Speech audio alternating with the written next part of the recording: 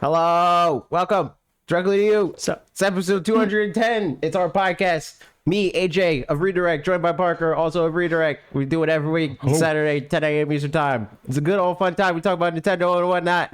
You can support that and us and channel and all that good stuff by going to youtube.com/watchredirect or twitch.tv/watchredirect and giving us $5 or $4.99. More specifically, it could be your money or it could be Jeff Bezos' money if you have an Amazon Prime account that you can link to your Twitch account. That doesn't even mean it has to be your Twitch account. Your grandma probably got a freaking Amazon Prime account. She's not using Twitch, probably. she watches Ninja all the time. She likes his blue hair. She says, "Wow, that's so nice." Well, she should stop watching him. He's cringe. We're not. So give it to us Agreed. instead. I like how you said true to him being cringe. In exchange for that, I don't really know. I just assume. you get loyalty. Fair enough. You get loyalty badges. You get free Switch keys from time to time. You get access to our supporters only Discord. We record this show. You can listen to us record it. You can contribute to the Peanut Gallery. You can do live Q&A. You can, just add to the conversation. And that's the thing. Also, if you're listening to this on audio services, we do it on YouTube. It's on youtube.com/directly to you. And if you're watching on youtube.com/directly to you, you can listen to it on audio services. And if you have audio services, but you would rather watch it on YouTube because it's the superior product, probably, just freaking download it on the thing because it helps us on the thing and it helps us grow, And rate the podcast. Also, we have a Patreon. You can get the perks and whatnot. Like game night and all that stuff, which I'm going to talk about that towards the end of the show. But freaking, we can just jump right into it, dude. We can talk about the Pokemon stuff. There's all the Pokemon stuff that happened, man. There's so much Pokemon stuff. Yeah, it's true. Yeah, there was a Pokemon Presents this week. It happened, I don't know, yesterday, I think, our time technically. Yes. And the Pokemon Scarlet and Violet parts were fun, and we're going to talk about those. Everything else, it was there. It existed. You weren't hyped to see Pokemon Masters EX 3rd anniversary, dude? I loved seeing Buzzwole being in everything. No, yeah, all that stuff. It's obviously there's a demographic for it, which is good, and there's people to play each of those games. So I'm glad they all had announcements and stuff. I think we'll talk about it after we talk about the fun parts. It's a little bit of a shame that part feels pretty predictable at this point in a lot of these presents, and that they're not doing other things on top of that. But also, I don't really care because the Scarlet and Violet parts are fun. Did the Pokemon Sleep still not? Exactly. How? That's nuts. Yep. I mean, and I guess it's the curse of the live service games things is that like we're gonna keep getting stuff for these games, and the attention that used to go to like Magikarp Jump or something now is directed towards Pokemon Unite or towards Pokemon Masters or Cafe Mix or whatever, which is fine, but it's just a little less exciting to not see completely new things. But even then, I don't care nearly as much about Magikarp Jump as seeing more fun things about Scarlet and Violet. So I don't know. It's true. I'm not too butthurt about it, but that's what people are there for anyways. We have it on the screen. They dropped a fair amount of new details. And more like elaboration on what I feel like was already pretty clear, I think. Not really. Yep. With the exception of the main mechanic the Terra raids and terrestrializing and stuff. Yep. I think. I don't know. I just call it. All I know is the Terra raids. Which, I don't know. What order do you want to tackle this in? Yeah. Here, let's each pick a thing. So, you say one thing, we'll talk all about that, and then I'll talk about another thing, and we'll just go back and forth. Okay, so the thing, talk about everything. The thing that was the coolest to me was the co-op, which we already knew. It really just confirmed how the co-op worked in that it is, or it seems to be on the seamless side of you go to the gas station and you're like, yo, I want to play with my friends, come through, and they freaking appear, and then you do the thing that whatever you're trying to do. There is still questions to be had there because they mention specific things that you can do together. They don't really talk about how that works, and then they also say and door. And it's like, all right, what does that mean? Like, Yeah, because the only things I remember them mentioning are the terror raids.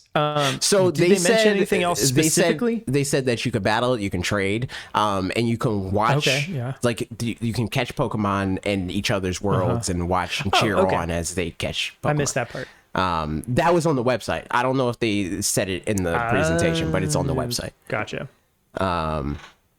So that was confirmation of what I was talking. Oh, also all right. We got to figure out, I got to figure out how to make it possible for you to see what is on my screen. Yes, because there's an Arceus kind of situation happening here that I don't think a lot of people are talking about, but it does look like you can have all your Pokemon out at the same time like you can in Arceus.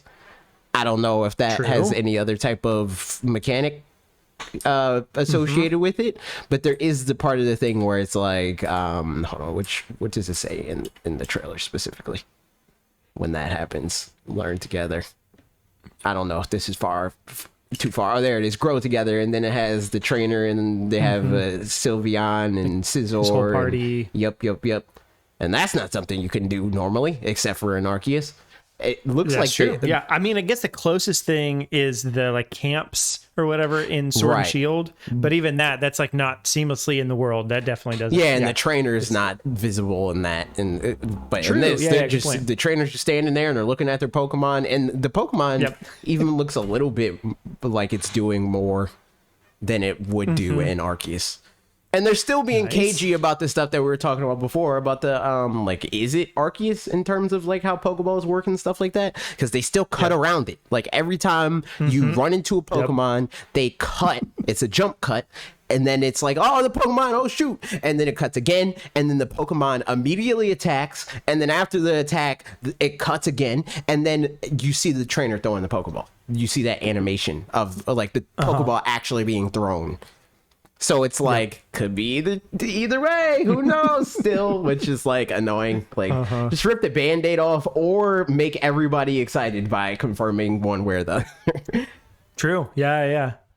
Now that's a good point. It is. Yeah, I definitely noticed the same thing, that like there's just a lot of things that it could go either way, and it's things that like for me won't necessarily make or break the game, but will provide like a lot of disappointment if it's not a certain way, where like those things. And then also same thing for the multiplayer. Like if the multiplayer, you can be in somebody's world, but then there's a bunch of things that you just can't do for no good reason. Like for, some kind of battling together. If that's not seamless in some good, clear way, then like that would be frustrating.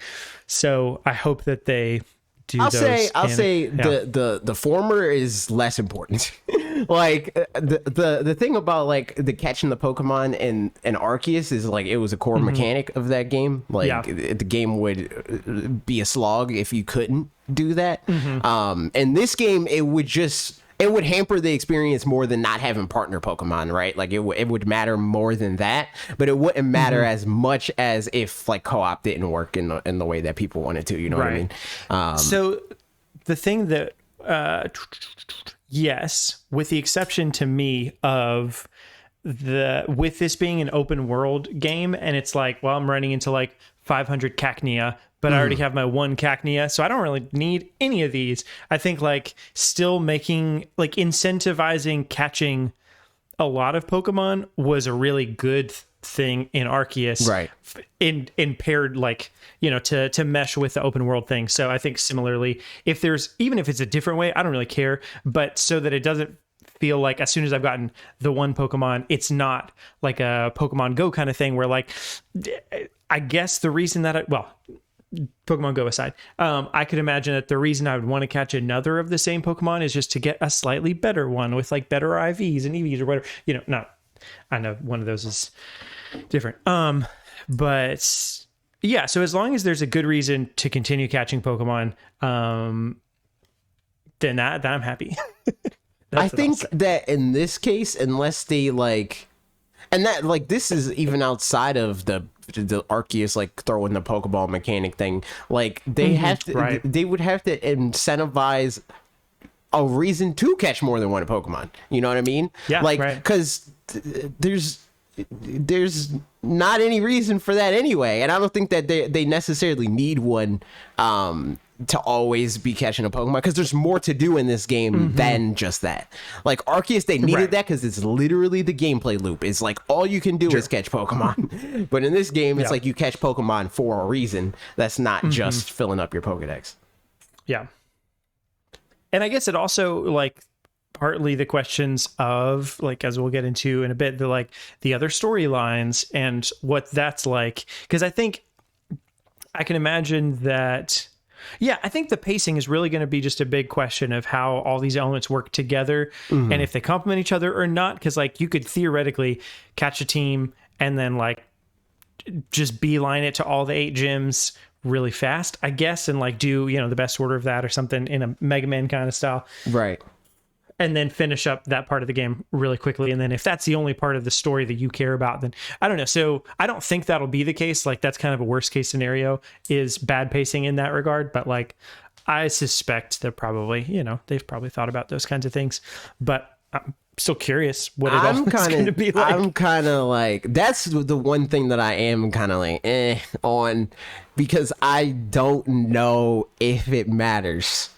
Like, because they're saying there's 3 different stories, right?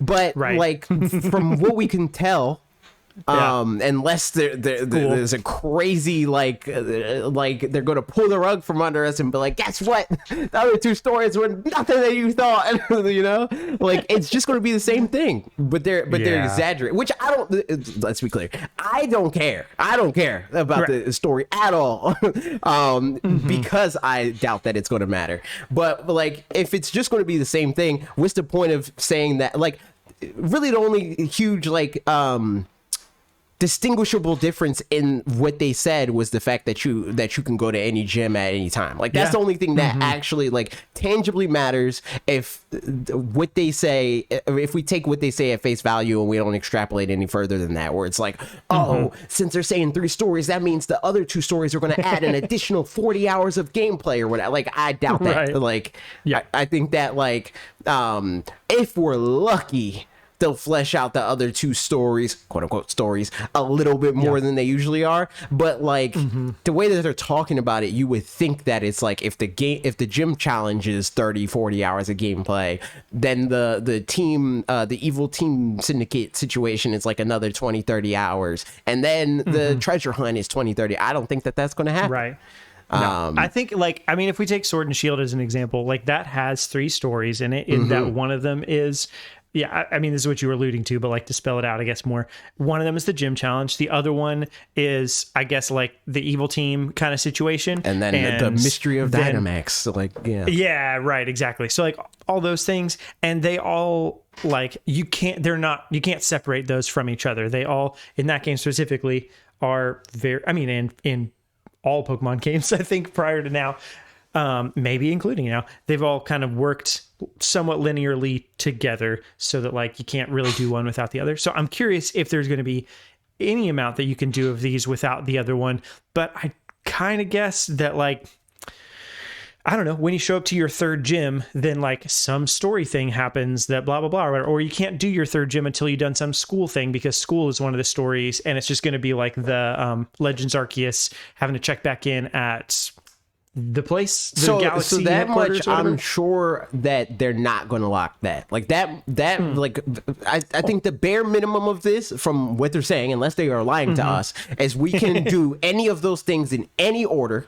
Of like, I don't really care about doing the gyms right now, so I'm just going to do the evil team syndicate and go through that whole situation.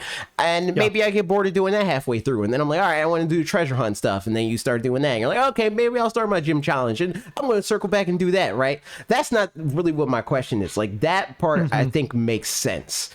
What doesn't make sense to me, or what I am not clear on, is if this is more content, or if that is what the selling point is that you can choose to do the content when you feel like doing it, you know? Right.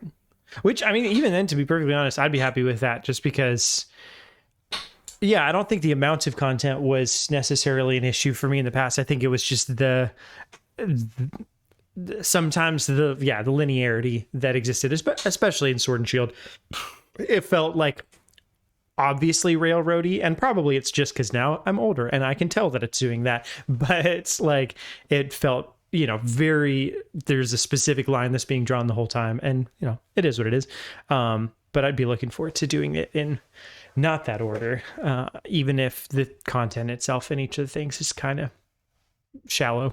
Also, I am curious about people are talking about how there doesn't seem to be level scaling in this, which I'm conflicted on that. How are people saying that? I think that because one part of it, based off of what? I think a lot of it is leaks. I think they're going off of what they saw in leaks. That'll do it. But also, what is even having them believing in the leak is that when they battle the gym leader, you don't see the gym leader's level. You don't see the gym leader's Pokemon's level. What is the Pokemon called? Citadon or something? Cetitan. Yep. That's what it's called. Cetitan. That's what it is. That's what it is. Cetitan. That just came to my brain. I didn't even look at anything. But yeah, that was what it was like. Oh, the leak was right because you don't see the level and blah blah blah. And I'm like 50-50 on whether I care or hate that, or if I would be hype if it wasn't that, or because I don't think that there's any real tangible value to every gym leader being exactly what your level is. That doesn't really accomplish the Breath of the Wild thing that they're obviously going for, where it's I went straight to Ganon and I beat Ganon. If it's going to level scale and you freaking go to Giovanni first, who cares, because the level scale. Yeah, right. But on the other end, Pokemon is math, so it's all right, so you're going to go to a level freaking 60 gym leader or whatever, and you're going to either get destroyed or you're going to cheese it. And I don't think either one of those things is impressive, So when you're saying level scaling, are you saying it's not going to, it sounds like it's not scaling at all? This gym, they always have level 40, whatever. Exactly. That is weird if that's the case. Because what I would expect is they don't scale to my level, but they scale to my gym badge number or something like that, like the Pokemon Origins thing or whatever. If I have no gym badges, so they pull out 2 Pokemon and those Pokemon are level 15-ish or something like that.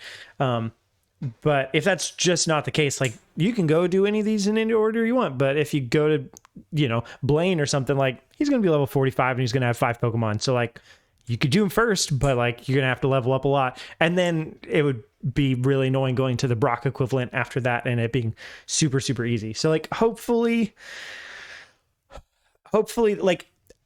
however, I don't necessarily want it to scale to me in that they'll have Pokemon be at my Pokemon's level, because if I'm okay to be under leveled for something and have to level up for that or find new Pokemon or whatever.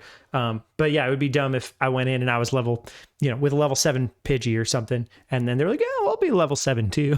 Yeah, I think that the best way to do this, and I doubt that they'll do this. I mean, the best way to do it is to nuke the battle system and go from scratch to actually be able to be challenging and doable, because you're not walled off strictly by math. But the best way to do it, if you're going to keep it a math game, is to make the later gym leader smarter.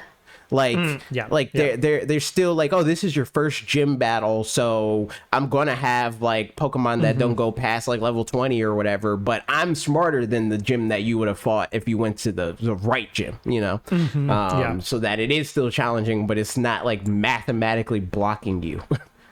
Yeah. I mean, and maybe the other thing is maybe they don't scale because all the gyms are high level. That would be kind of weird, but so say they're all, it's a Kanto and Gen 2 situation where they're all level 45 or whatever, but just of different types, so that you have to go through the world and catch Pokemon and build teams. But then at that point, it's just a blitz through the gyms once you've got your teams. I feel so once you do one of the other 2 stories or whatever. Yeah. So hopefully the leak stuff is wrong or misinterpreted or something like that. Because I definitely. I think the best option to me, outside of maybe they've come up with a better one, I don't know, is the badge scaling kind of thing. But we'll see. Yeah, I also so the thing about it, a lot of people are like scared about like the level scale, or they're like upset even about like level scaling for wild Pokemon, where it's like, oh, I don't like that you can like run into level 40 or whatever and you're like level 10 or whatever. I think that's the sickest part of it. Like I've always been like, yo, Pokemon needs to just be Xenoblade, where it's like I just got my freaking Quaxley yesterday and I'm this little 10-year-old and I freaking run into a Dragonite and it yeets me. Like I feel like already I everybody catch it somehow. Like yeah, right. I feel like everybody already remembers the Alpha Rapidash starting out in Legends Arceus. Like, I mean, maybe not everybody, but I know for sure. Like that was a big thing.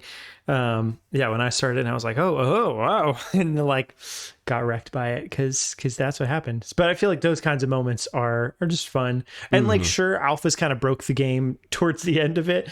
Once you were able to catch any of them that you wanted and just like have a team fully of Alphas.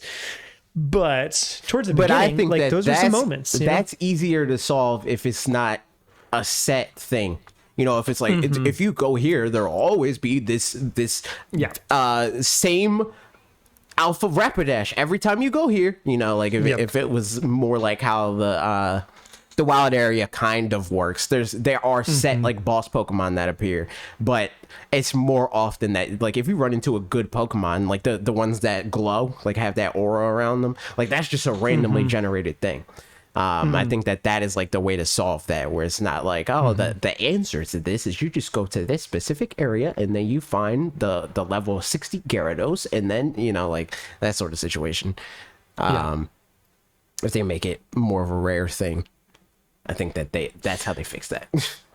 I mean, all things considered, you know, if what we end up with is very similar to Legends Arceus, but in a more standard Pokemon affair, I'd be happy with that, just because I feel like that was, and like that seems realistic or reasonable, because like they just finished that game and put it out this January. So, you know, the number of improvements they could make to it while making a new Pokedex and all this other stuff is like, my hopes aren't set, or expectations aren't set too high in terms of like evolution of systems, but hopefully, you know, a couple smart decisions will pan out well. Yeah. So Justin said something that I don't think we're at risk of, really. But he said, but I don't want to be randomly surprised there's a 45 level Pidgey and the escape rate is impossible or something. No, I think that what's going to happen is closer to what happens in Arceus, where it's like you're going to find a Pidgey, but like you're also at risk of running into his mom, which is a Pidgeot, and that's the one that's on level 45. And I think even in Arceus, I'm pretty sure you can run away whenever. Like, there's not a like, oh, you couldn't run away sort of situation. Yeah, you can always run away.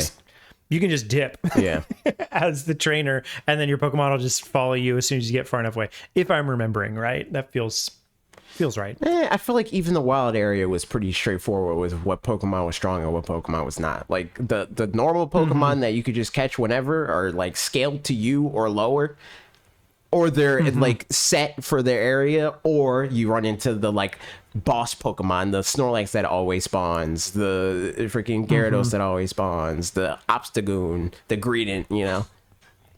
Yeah. So, I mean, we'll see as far as that parts of it go. Some of the other bits that we found out about are the terrestrial phenomenon, Terra raids, all of those parts. Yep. What are your thoughts about that as mechanic?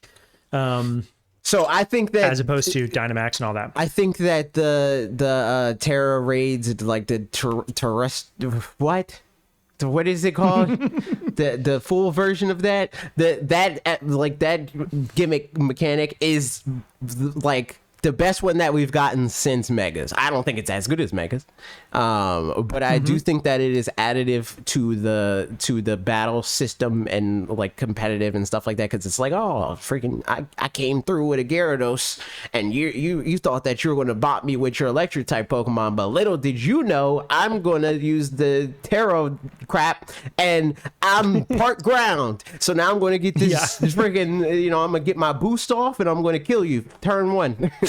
I think that's cool. I think that like it seems like they're making it a way for stab to stack, which is pretty dope.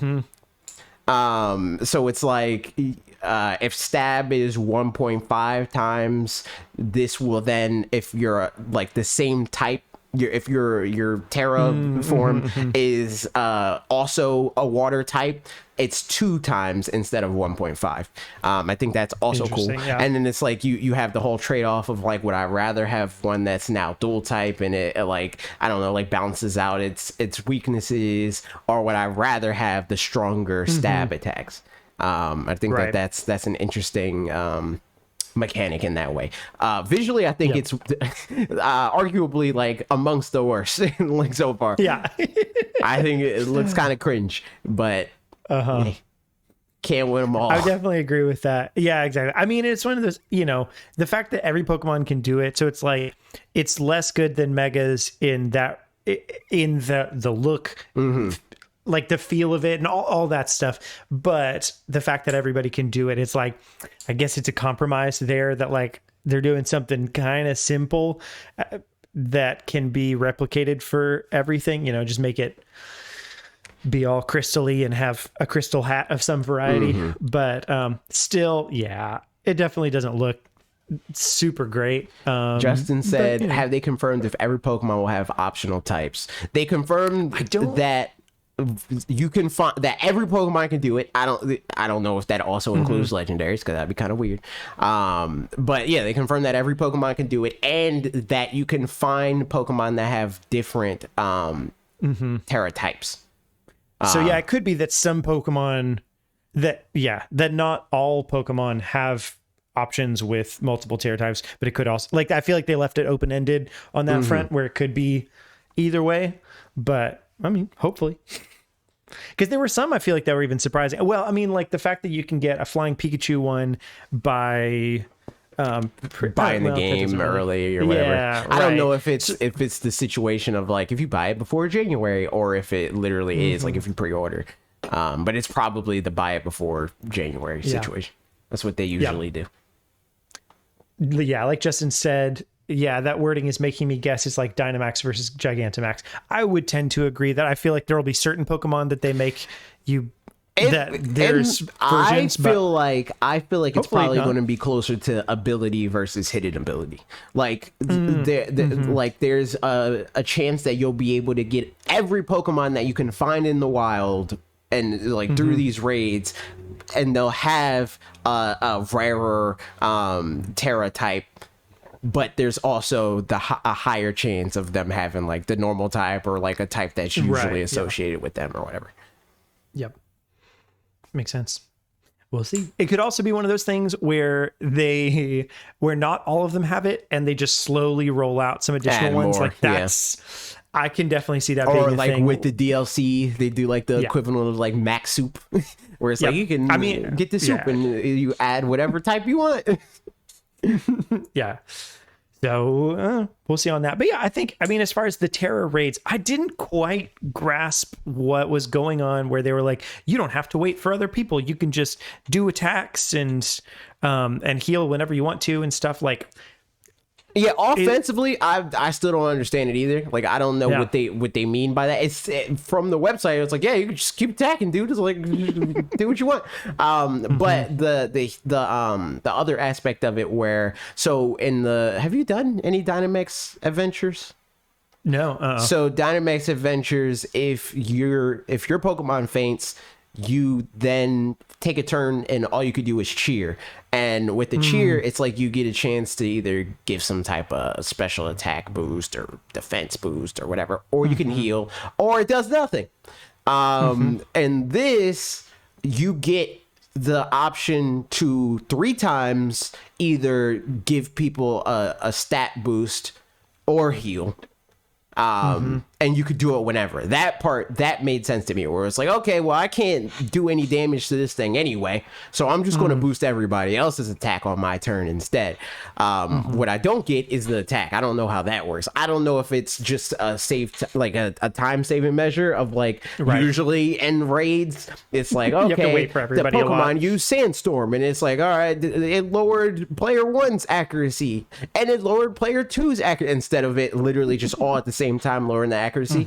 And on the same token of that, maybe that's what it is with attacks, where it's like, instead of it being like player 1 use flamethrower, player 2 use water gun, it's like everybody just does it all at once. But I don't know. We'll have to wait and see, I guess. I mean, I can definitely see where there is good room for improvement as far as I mean, the couple of times that I've watched you do raids or whatever, there's bits where it feels like kind of sluggish, waiting for different people to do things or the parts that you said. So I can see room for improvement there.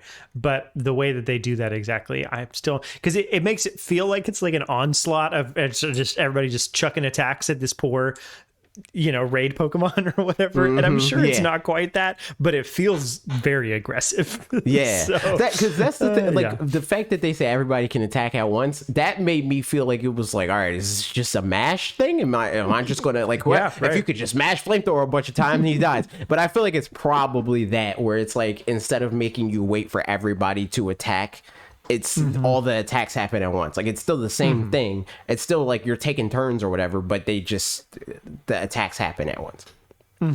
But also, like, what does that mean for like how battles work? Like, in terms of like speed, like, if I'm faster than your Pokemon anyway, like, what does that do? Like, does the speed of our, like, the whole of our speed influence when we attack versus when the Terra Pokemon attacks? Or like, does speed just straight up not matter? Like, could be that it's like an ATB kind of system where where like maybe everybody has like a timer gauge. Yeah, or that's what like Alec was saying. And then like maybe that the raid Pokemon will attack honestly kind of like Pokemon Go battles. Yeah, like straight up where there's a raid in the middle. I mean, with the raid battles, at least, where there's a Pokemon in the middle and it just waits and it attacks whenever it does. And then everybody else just like attack. I mean, just without the mashing, but like that, you do an attack that is a bigger attack, so it'll take longer to do or something like that, or do a smaller attack and it goes faster, or heal. I don't know, like something like that. I could see that working semi well. And like, as they mentioned, if you work together with other people, that will, work with your teammates to make it better and stuff. Like, I could see that kind of working, but I don't know. We'll see. I think either way, like, they would have to work pretty hard to make the raids not fun. Like, even as is, the raids are the best part of this game. Yep. Yeah. So I don't know. It'll be interesting to see all that. Like, again, the look of the Terra thing, it looks just real silly, but it might be one of those things that kind of grows on us to some degree, and like, I doubt it. Once you get used to it, that's what people were talking about for Dynamax. I still think Dynamax is stupid. Like, I get it. Like, I know that these things are for kids. I see people complain about the gimmicks all the time, and why they always got to do it? It's because kids like that stuff. Like, then they pop off when it's like, oh shoot, Pikachu, W, and they're gonna pop off when they see freaking Crystal Pikachu too. So it's like, I get it, but at least as long as it's fun to use it, hopefully, or strategic to use it, or good things for what to it's use worth, it. I think this is less dumb than Dynamax. I feel less stupid being like, all right, Pokemon, turn into a crystal thing, instead of like embiggen. I'm with you. Speaking of Pokemon, though, we saw, so before we get to the new Pokemon, we saw the way that we travel around and stuff on Miraidon and Koraidon. I think I got those right. Yes. Thoughts? What about that being a thing? Or I don't know, something. I'll say my thoughts. They're the following. I think it's a like functionally total. I feel like it came function first, and then they kind of like worked backwards from that, which I think totally reasonable. I think the function is going to be great. I'm glad that we can ride some bikes, go fast, that we can fly, that we can do all the things that we could do in Legends Arceus without having to switch between, different Pokemon or whatever, and having the one Pokemon to do all that. Yeah, that's the biggest W, is not having to switch. Oh my goodness. Yeah, seriously. The number of times I was like, what is it, 3 more times to get the Braviary? But so I'm happy about that. I feel like I just have to suspend disbelief completely to be like, yeah, this legendary Pokemon's just like, man, hop on. You're just going, some kid from school, let's do it, And then like, I don't know. It seems very silly lore-wise. What they could have did, but I don't think they're doing it, is like somehow the like you help the legendary Poke, like it's like in a freaking epic battle, dude. Like it's effed up and it like hurts his leg or something and it crash lands and you're like, I help you out. I'm from school, dude. They just taught me how to do this. I just finished the Nurse Joy course and like my bro. And then you help out the Pokemon. It's like, you helped me, I'll help you. And since it's like damaged and recovering, that's why it's probably not going to be able to do all the stuff that it can do, and probably why it can't battle and stuff like that. That said, from what we can see, that's probably not what happens. No. But I think that's the easiest way to explain it, and it'd be this like you suspend in disbelief thing. But looking at it, that's not what's going to happen. Yeah. I think I'm going to have to see this Pokemon first and foremost as a vehicle of getting around places, and then, Pokemon second, and deal with that lore-wise however it will. But especially being a legendary, that's the part that's like, okay, really? It's just like, but whatever. In any case, though, I am glad. Just functionally, I'm happy to just not care about the other parts, because functionally, that's like a W for sure. Yeah, because switching between Pokemon and Arceus was stupid. Yeah. I mean, and taking it out would suck. It worked. It worked for the main ones that they advertised. That felt great. It's like going from Weirdeer to freaking Basculegion to Braviary. That felt great, but once you introduce the climbing and all that crap, it was terrible, because it's like you couldn't seamlessly do that. But since it's all one Pokemon, I can't imagine it not being seamless. Agreed. I mean, unless it's the same button combinations to switch between the modes or something like that, and it's just the same Pokemon. But at that point, why would it have to be that? Because the only reason why it's not a seamless situation for like going to Sneasler, Pokemon sucks, is because you have to like physically change the Sneasler and then walk up to the wall and then climb up the wall.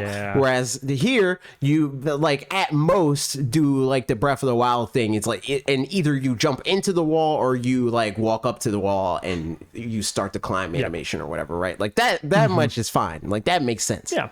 And really, that's the only part of it in Arceus that breaks that flow is climbing. So. It's true. But yeah, so that's that. And I mean, speaking of within that part too, it's confirmed that it's a like open world, which I mean, they'd said in so many words before, but they said it in even more so many words now. And that's good. Yeah. So there's that. That also, like, so this whole thing, like the different forms and stuff like that makes me curious if it is like an open world in the sense of like I know what you're saying. If another thing that Alex said, another thing that on... Alex said is the way that he thinks of this is like more old school, like Skyrim type of open world, where it's like you can go wherever and stuff, but like it still kind of gates you off by like leveling up and unlocking certain things and whatever. Versus a Breath of the Wild, where it's like from jump, they're like, here's all the stuff you need to do whatever you want to do, and everything you unlock from here just makes doing everything slightly easier, so like that will be an interesting thing to see, because like Pokemon already like has this, like this is just the Rotom bike and Legends Arceus and stuff like that. It's like you just unlocking stuff like that. Granted, I think that is the worst way to do it. That's like we had this whole thing with like Breath of the Wild and Breath of the Wild 2 and like people with temples and stuff like that, where it's like the old way of unlocking very important items or items that they position to be important through a boss battle, basically progression to make it easy to like traverse the world, is a bad way to do it. And it seems like that's probably what they're going to do. Yeah. I mean, to be honest, at first I was like, well, the thing with Pokemon is that you're going to have Pokemon that you catch that are certain levels, and if you catch one that's too high, then that can kind of break the other stuff or whatever. And Breath of the Wild doesn't have that. And then I realized Breath of the Wild kind of still does have that, in that you would have to have a hard battle with the Pokemon, and catch it. And that would be a challenging thing, but then you'd have that in your arsenal and that would be great. And then you'd have, lots of power from that. Likewise, in Breath of the Wild, you can kill kill a Lionel that has a super strong weapon or whatever, and then that could be a super hard battle. But then once you have that weapon, then you can just farm other. Yeah, exactly. And then take that weapon, fight other things that are also really strong, get their weapons. Sometimes, you could just sneak around to Hyrule Castle and get some of their giant claymores and stuff. So you can get really strong. And the only difference is between starting out and or being weak and being strong in Breath of the Wild is ability, just your know-how, your gear, and your number of hearts and stamina, and that's it. And you can cheese those things with so long story short, just let us do whatever you want in whatever order, and we'll make it work. It'll be fun. That's a lot easier for them to do in that part of the game, traversal and all that. But as long as the battle system's math, they can't really do that. Numbers are numbers. True. Yeah. So I don't know. We'll see. I suspect the same thing, and I've been thinking the same thing, that probably it'll be they aren't able to swim at the beginning because it's that or the other, and then eventually you can fly and all that stuff. Which it's fine. If it's something where you can do certain things and you can get to certain areas ahead of time, but then you unlock these things and it just makes it easier, then it's progression. I'm okay with that. Even if it's not perfect or ideal, that, it's nice to unlock stuff at the same time. So kind of even if it's a thing where the world is just built out, that I can get to anywhere and I don't need them. I don't need, I can get to any town, I should say. Let me say it like that. Yeah, right. Without using the ride forms and stuff like that. Whatever, unlocking the modes really just locks off Pokemon. It doesn't lock off story beats or whatever, which I think is fair. So if that's what it is, cool. But if it's not what it is, this isn't really an open world by today's standards. Right. Yeah, it's true. And I don't mean it in a technical way either. So I don't even want to get into that. Right. Yeah. Exactly. We did find out about a couple new Pokemon, specifically Fido, Paldean Wooper, and Cetitan. It's true. Fido's real cute. Paldean Wooper, also pretty cute. There it is. Cetitan is a Digimon. It looks like it's something. It's a Digimon. It is a Digimon, isn't it? Let me look at it. Cetitan. I have all the Pokemon up. We still don't have a type for Koraidon and Miraidon, which is annoying. At this point, if it's not a new type of some sort, that's stupid. Why'd you wait so long to tell us the types if they're just something that we already could have known anyway? What do you think? That's we're going to counter pick them before the game comes out or something? Yeah. Okay, so out of these Pokemon, which your favorite one? The worst one is the Digimon. But what is your favorite one? I mean, honestly, probably Wooper. I think Fido's cool and stuff, but I think Wooper's just got a nice energy to him. He always does, but now he's all poisony and stuff. I like Fido. I think Wooper's an idiot. But I am curious to see something that people in stream New on Evolution? stream. Yeah, is he going to get Quagsire or is it going to be a different thing? That's what I've wondered too. Same kind, Meowth evolving into Berserker. Yeah, that's the one. I would bet that kind of a thing. That seems the direction that they've gone in with a lot of these things, but we'll see. We shall see. And I think that's a lot of what we learned about. I think, the only other bits were, I don't know, some other things about the game, but then also the rest of the Pokemon Presents, which, it is, I don't know, would have been nice to have a couple other Pokemon type announcements, but the irony here is not necessary. a lot of the stuff that they announce, I feel like they would have answered a lot more questions and satiated people if they showed a little bit of menus. Like showed the menu for when Yeah. you initiate co-op play. I feel like that's an important one. Like not, I don't mean like in a sense where it's like they're doing like, all right, let's do a 30-minute demo. Like literally just show us the beginning of the process of like playing with your friends. Like, all right, cool, we saw that. And then like even a little bit of like, oh, you ran into a Pokemon. What does that look like? You know? But we didn't get that. So Yep. we had to wait.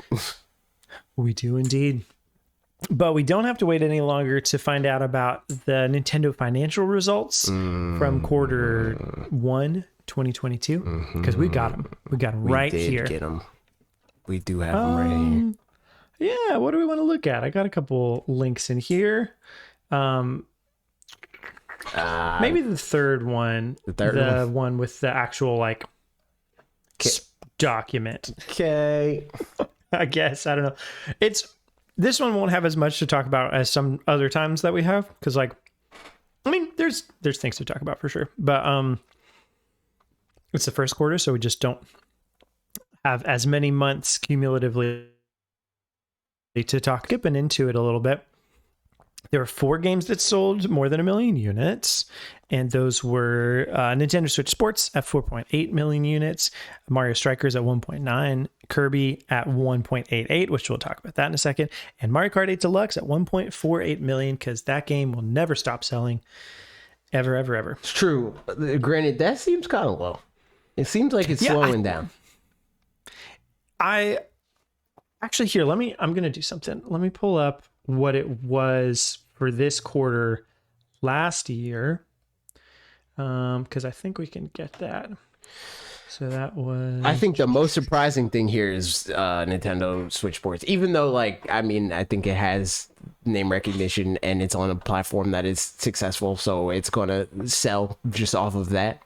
But just like the reception after like the first week has been like they kind of dropped the ball on a few important aspects, just like strikers. So it's like people were high on it at first, but then it was like, wait, I can't play with my friends. Wait, I can't play with with my friends against other people. Wait, I can only play two games with more than X amount of players. Wait, can I? Like that whole thing. Yeah. So I'm surprised that it's doing as well as it is. Like, I think that like it's on pace to, by the end of the Switch's life cycle, be like 10 million plus. I would bet. Yeah. Which is interesting. Yeah, that is interesting for sure. I feel like it's one of those where it's kind of like Mario Party, Super Mario Party, where people just see it and buy it. Right. So like it's a lot of the discourse around it probably just doesn't permeate into the main target demographic. So, which is great for... Also, is there Arceus on here? Where's Arceus? Arceus did not sell 1 million units in this. Oh, hang on. Let me make sure. There's no shot. Yeah, nope. There's no way it didn't sell 1 million units in the last quarter. I don't know what to tell you. It didn't. I mean, it will by... I'm sure we'll see it in the next quarter briefing. If that game fell off a cliff like that, that's crazy. Like I feel like that game has a short shelf life, but for it to be that short is nuts. I know. Really, I was thinking this earlier. I wonder if Gen 9 really sandbagged, whatever. I don't know about that. I don't know about that, because even Let's Go didn't immediately fall off a cliff once the Gen 8 was announced. Yeah. But at this point, there's also just like oversaturation, but just saturation of Pokemon games, to where like when Let's Go happens, it was just, like, all right, then you have Sword and Shield and you have Let's Go. And plus, look at how much Brilliant Diamond and Shining Pearl sold. Like, yeah. I don't know, man. Right. I don't know. So I will be curious to see, like, as the fiscal year continues and, inevitably. So I'm looking at the last year's same time. So, quarter 1 of whatever, March through June of 2021. And that one, there were actually 7 games that sold over 1 million units as opposed to the 4 for this time. So like Mario Kart did sell a little bit more, not that much more, but some more. It was 1.69 for this time last year, and it's 1.48 this year. Yeah, so it's slowing down a little bit. But then, yeah, I mean, there were some other ones that just like were still going. I mean, some other factors that probably come into play is just some real world stuff of like recession-y things. Yeah. And also like that, I think just the COVID sales kinds of things were still going at that point. So like people were still really high on Animal Crossing and all sorts of, so it's just like, yeah, in general, this is a lower quarter, but it'll be interesting to just see how that picks back up or doesn't moving forward, and what that means for that it'll hit 50 million is the question. That Mario Kart? Yeah. Oh, undeniably. Yeah. I think because it's going to be another pack-in this holiday, and like I mean, unless they add in a new pack-in, which they just haven't really done at all, besides I think Mario Tennis briefly might have been one. If it continues to be the only pack-in sale this holiday, then like that's just an easy win for a lot of people. So also, is this the year that they actually drop the prices of console? That's a good question. So it sounds like, okay, so this is skipping around a little bit, but like somewhere I saw the prices are actually going up in like Japan and some places and stuff, just because it's supply shortages. So I'm sure that's not just from retailers, that's like we can get more money out of it, so might as well get more money out of it. So that would be really interesting to see. And yeah, there was some more stuff around hardware specifically too. So like let's see, this one is the most relevant to what we're talking about. So due to delays in the procurement of components such as semiconductors this year, we've not been able to conduct production as planned. However, we expect procurement to gradually improve from late summer towards autumn, giving us a clear outlook regarding production for the remaining calendar year. In preparation for the holiday season, we'll leverage appropriate means of shipment and work to deliver as many Nintendo Switch systems as possible to consumers in every region. And then kind of goes on to have some charts and stuff, but long story short, just like I think supply chain stuff is just weird. Is the idea. I don't know. Sounds good. I don't know. All right. But some other nice little tidbits, I guess, is Mario or Kirby. Kirby in the Forgotten Land is already the number 2 best-selling Kirby game of all time, and is for sure going to pass Kirby. I think it's just the first Kirby. On the Game Boy. On the Game Boy. Let's take a look at that. First one has 5.13 million sales, and this one is at 4.88. Is that right? 4.84. Yeah. So I mean. Yeah, and it did 4 million of that in its first 15 weeks. Yeah. So that's 4.53. But yeah, close enough. So yeah, I feel like that's a good sign. So like, because then, you know, more ambitious Kirby games. More ambitious Kirby games, and also maybe that means more ambitious other games. Yeah, games of everything. Yep. So that's good. And hopefully also, additionally, even more, like not just more ambitious Kirby games, but like more ambitious Kirby games in both, you know, regards. Yeah. So that they keep growing that, because that's good. Because yeah, that game was fun. I agree. Let's see what other tidbits came out. I don't know, not a whole lot of big takeaways this time. So we'll it felt like kind of a light one. Yeah. And we'll just we should probably do the rundown of like the highlights of like what are the best selling, what numbers is Switch at in terms of like software and hardware and all that. Yeah, take it away. Go for it. Hold on, I gotta click the buttons. I gotta find pull it places. Up. I'm trying to pull it up. Here, I can put the links in somewhere if that helps. Yeah. Okay, I'm putting them in the doc. So that's one. And then the other one is here. Okay. I gotta go on that tab. And then this is, so the first one's software, right? I think so. Yeah, Yes. software. Okay, there it is. All right, we got the software. The best-selling game, guess what? You'll never guess. It's Mario Kart 8 Deluxe, 46.81 million units. Then Animal Crossing New Horizons at 39.38 million units. Super Smash Bros. Ultimate in 28.82 million units. The Legend of Zelda Breath of the Wild at 27.14 million units. Pokemon Sword and Pokemon Shield at 24.50 million units. Super Mario Odyssey at 23.93 million units. Super Mario Party at 18.06 million units, which is insane. Stop buying that game. Pokemon Brilliant Diamond, Pokemon Shining Pearl at 14.79 million units. Also insane. Stop buying that game.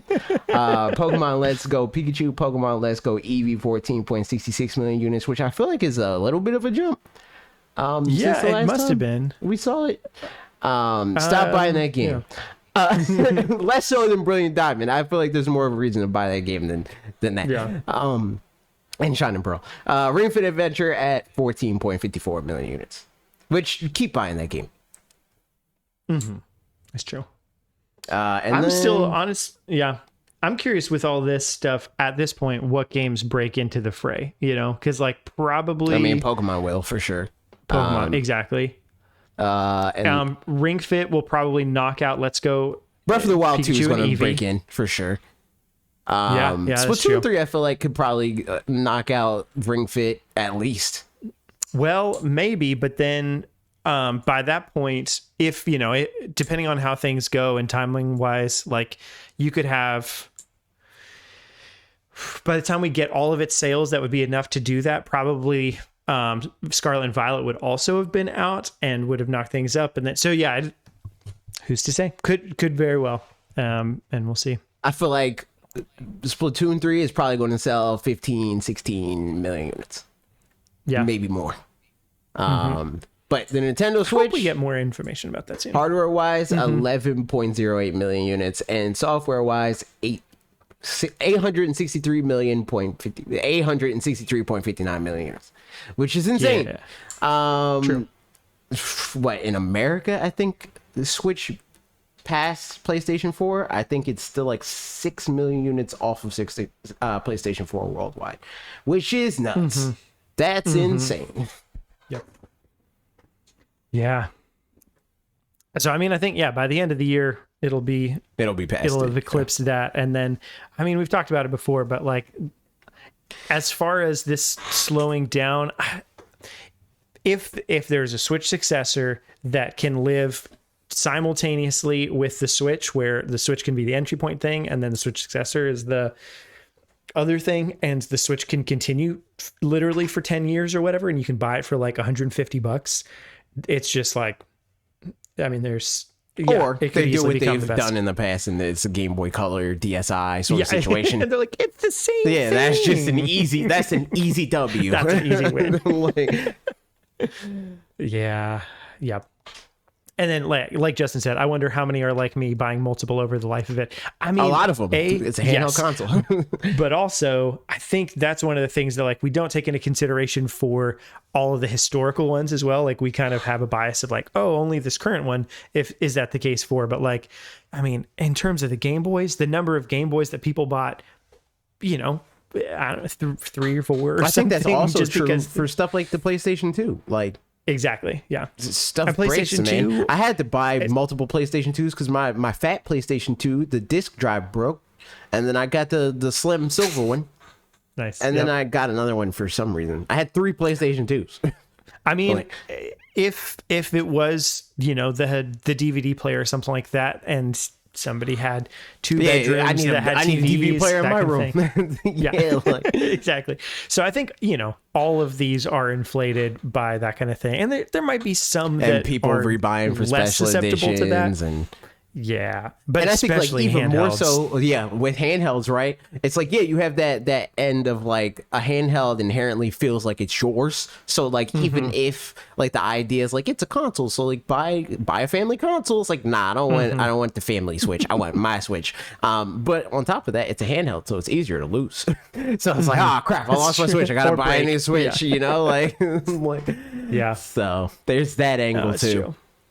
I mean, honestly, I'm, still beating this drum, but like at whatever point it becomes significantly cheaper, and like especially in coming years, Once there'll it's an be impulse purchase, yes. once it's an impulse purchase for yourself, but especially Other for people. multiple kids.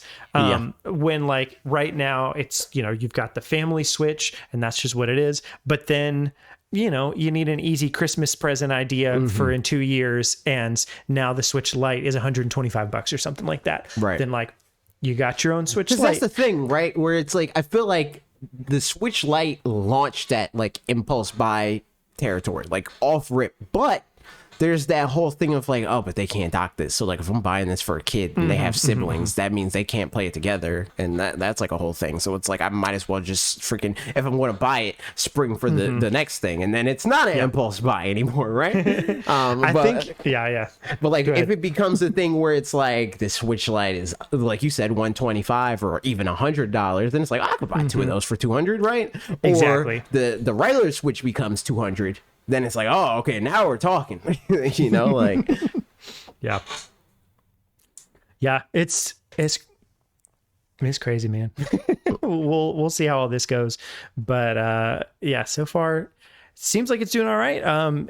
Maybe slowing down a little bit for this quarter, but also again, supply chain stuff is interesting. Recession stuff is also there. So hard to say what amount of that is specific to Nintendo and their software and their hardware versus other things. And I guess trends will show that more than anything. So if this time next year it's continuing to go down, then like we'll know.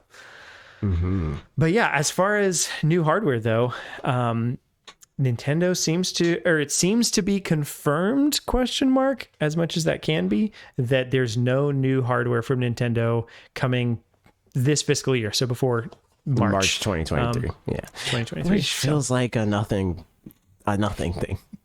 You know what I mean? Like, because like, again, depending on what the narrative is that you want to happen, this could easily be spun to be like, it definitely means that we're going to get a new Switch March 2023, or it says, oh, this not happening now, it's never going to happen. So people are going to run with this like it means something, but it doesn't really mean anything.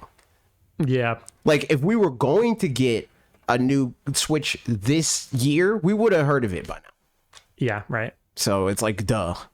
Yeah, most likely in the July kind of time frame. Just, I mean, at least historically, that's been what it is, and like, because they don't want to do it too late and stuff. Yeah.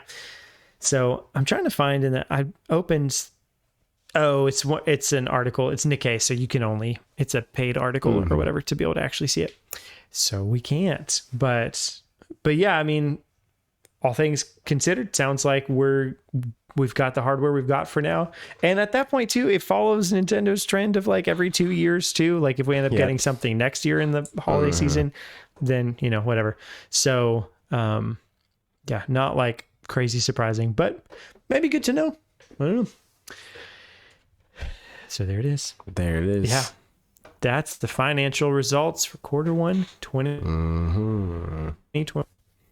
But a lot more fun than numbers is racing, I guess. Really, yeah, that's the one. We got it. Whatever. Mario Kart DLC Wave 2 came out today for us, a couple days ago for if you're listening, and that is fun. So have you played these at all? Absolutely not. If there was going to be any opportunity for me to play it, it would have been today during somebody's stream. I wasn't going to stream because today is Thursday and I don't do that on this day generally. But I played something else that we'll get to at the end of the show. So like, I mean, I'll play it eventually. I'm sure people are going to want to play it on Monday or whatever.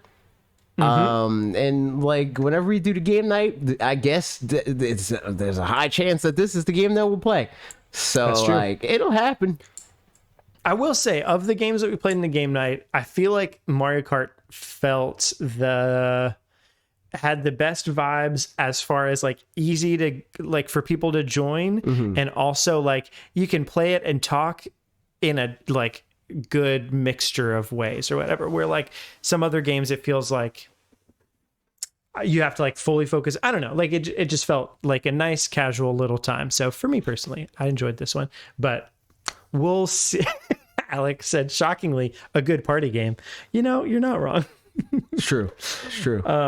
So yeah, that stuff. But yeah, so there's, like you said, you'll probably play it. I did play it a little bit today, just on my lunch break. Played the levels through with Ashley. I think I played them once through earlier today, and then another time through this evening. And they're good.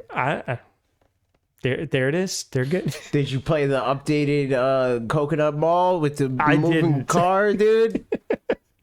I will say, like, that's one of those things where all things considered, I don't really care that much, but there really was something. Care? That's that made Wave 1 suck, and everything was terrible, and the game was literally unplayable because the car didn't move. They're in the garbage at that point.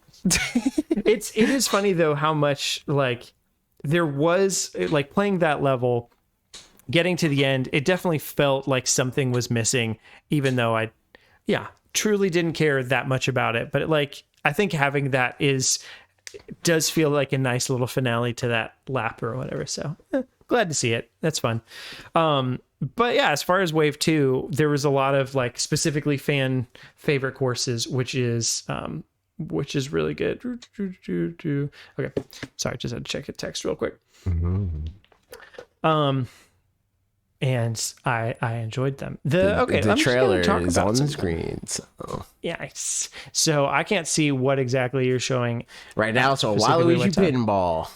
Cool. That one is good. Honestly, I think all of these were good. Like some of them are kind of bland, but they come from levels that are kind of bland, and like they didn't change them that much to spice them up all that much, I guess, in some of them. Like SNES Mario Circuit 3. It's just a Mario circuit. It's super straightforward, but like it's a good Mario circuit. So, I'm not too mad about it. I remember playing it in Tour and having fun in that one as well. And this is just same thing here. And same for like GBA Snowland. I tested out falling in the water to see if they added an underwater thing like they did in Mario Kart 8 Deluxe base game with the Sherbert Land, I think it's called. Yeah, sure. I know what you're talking about. The snow place. yeah, exactly. The snow place I think it's from Double Dash originally. So there they added stuff underwater, and then here they didn't, and that's fine. So I think like big picture, the vibe that I'm getting from it is like it's kind of minimal effort, but it's enough, would be what I would say. Where like, sure, it doesn't look as good as the other levels, but again, when you're playing them, like truly I don't care. It's literally just in the flyby at the beginning, like at that part I'm like, yep, I can tell that like those textures are kind of garbage or whatever, but then as soon as you start racing you just don't notice it. So like I don't know what it would add. It's diminishing returns kind of at that point. Besides just not having people be. You're trying to tell me at every turn of the race, you're not like, man, that's gorgeous. I can't believe. Look at the texture on that grass that I just passed. Oh my God, the reflections on the puddle is insane. This is immaculate. Every time you play a video game, you're not like in awe or disgust, depending on the formation or the amount of pixels on the screen. I mean, I've thrown away my Switch 3 times today because of it. So couldn't be me, dude. You know what? Yeah. That's what's driving up the Switch sales. Is every time I see a bad texture, I'm like, it sucks, and I throw it out the window. And I buy a new one. Yep. I think that's the case for like everybody, pretty much. That's why they keep. Yeah. You can't stay away, but you can't be happy with it. It's true. It's too much. So yeah, I mean I could give more in-depth thoughts, but I'll wait until you've played them more. Long story short, here's my quick rundown of each one. New York Minute, that one's fine. It's not, the music's fun on that one. There it is. Mario Circuit 3, kind of plain but neat. Calamari Desert, it's Calamari Desert, but the second lap has you doing a completely different thing, and you go through the train tunnel, and that's nice, and I like it. So I'm happy about that. Waluigi Pinball, classic. And Yeah, I know. A lot of people popped off for that one. I remember that. Yep. Honestly, I don't know that that's even like that particularly fun of a level, in my opinion, as much as it's just a good level. Like thematically it's fun, but like playing it wise, I don't know that I feel like it's mechanically any more fun than, a lot of other levels, but it is, I mean, but the vibes are there. Also, so people decided that Waluigi's a fan favorite in the year of our Lord 2018. Oh, well, there you go. That's also Paul, because everybody always knew Waluigi, people's favorite Nintendo character. Yeah, it's true. And then the other one, Propeller Cup, the Sydney level, lap 2, super long. Every time, I've only played it twice, but of the 2 times I've played it, as I'm doing lap 2, because it's one where it's pretty much the same things, but it's just kind of like the Paris Promenade one, or I guess like the Paris Promenade one, or like the Tokyo one from the last one, where you do 3 laps in there in the same area, but doing kind of different zigzags and stuff. Mm-hmm. So similarly, it's that, but the second lap, just like for some reason, I get to the end of that lap and I feel like, oh, I finished the 3rd lap, and it's like, nope, you still got a little left. So I'm not mad about that. It's just really interesting is all. GBA Snowland, kind of plain, but it's fun and I like it. Mushroom Gorge, fan favorite. Everybody loves Mushroom Gorge, and they added a flying section in this one, and I thought that was nice. And then lastly, Sky High Sunday is like a actually new level, and is it new, or is it a tour thing? Well, so it's, whereas Ninja Hideaway was a brand new tour one that they then added to Mario Kart DLC. Mm-hmm. This one is just a new level that they're adding also to tour. Oh, so okay. I think it's like, same it's difference like Breath kind of of the thing. Wild Just on Wii U and also on Switch.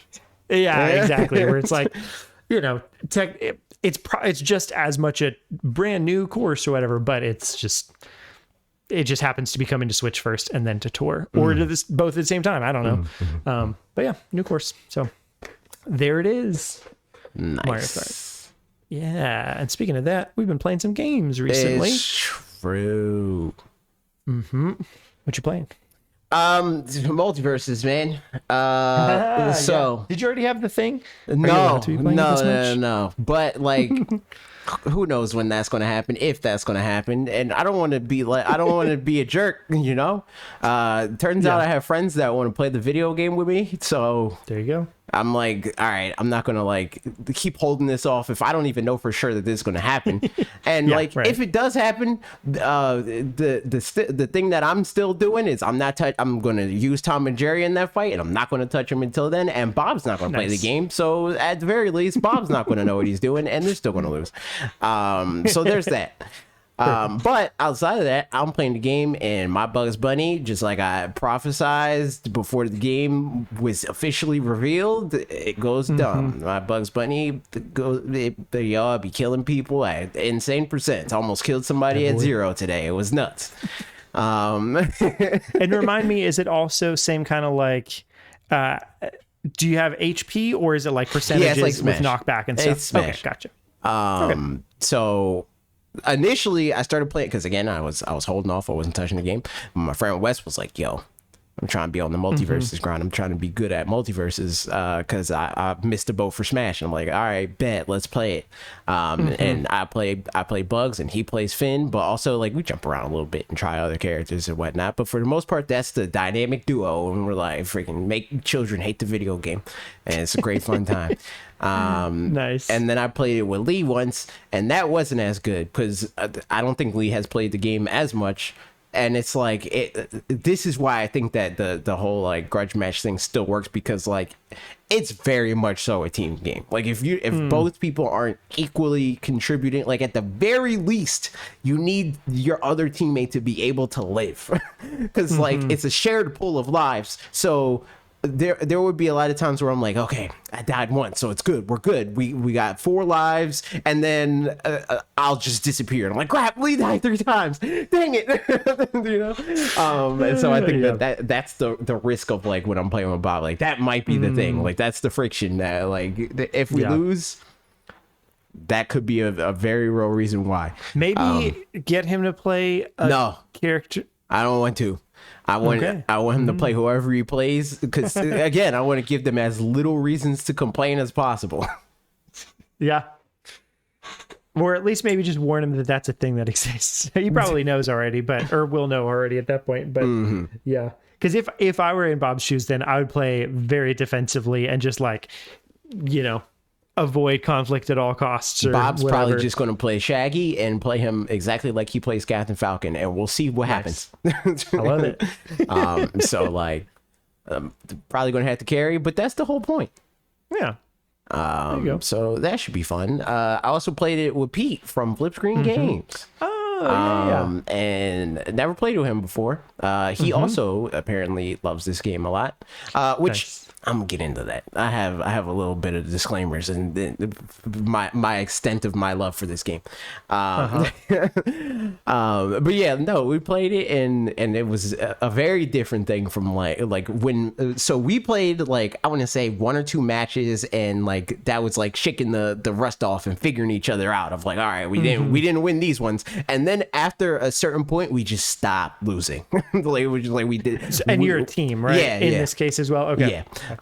It's like it just was getting to a point where like we're learning each other's rhythm and following up on stuff, and again, killing people at very ridiculous percents and making them rage quit at the video game was a great time. Nice. We're thinking about that being at least a short-term routine of like exactly this, of like playing it a little bit before we record directly to you, and that should be a good time.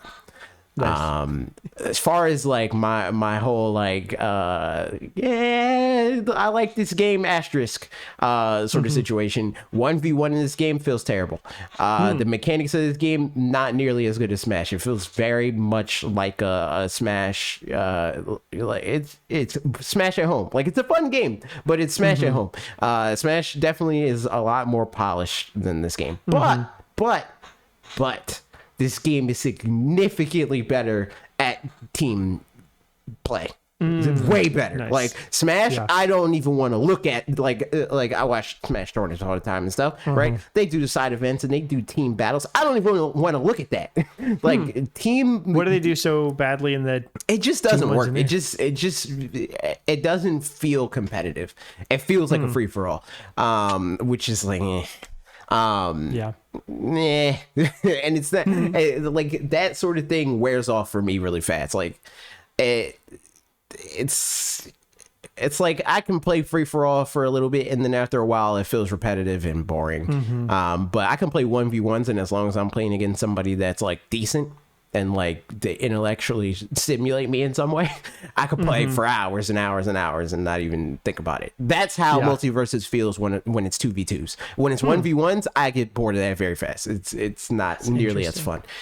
Is it because it's slower? It's because it's designed for 2v2. Like there's like character abilities that like heal your partner and like rope them back onto the stage, or like Bugs Bunny has an ability where when he ducks, he digs in the Acme box for items, and those items automatically magnetize to your partner. Or like Bugs Bunny has a pie that he throws. Like the primary use for the pie is that it damages your opponent, but it also, if your partner intercepts that pie, it goes through them and heals them a little bit. Or Bugs Bunny has a kiss, where it gives your partner a one hit boost, it's called enrage. It enrages them so they get strong damage. But if it hits your opponent, it freezes them. There's just like a lot of stuff like that.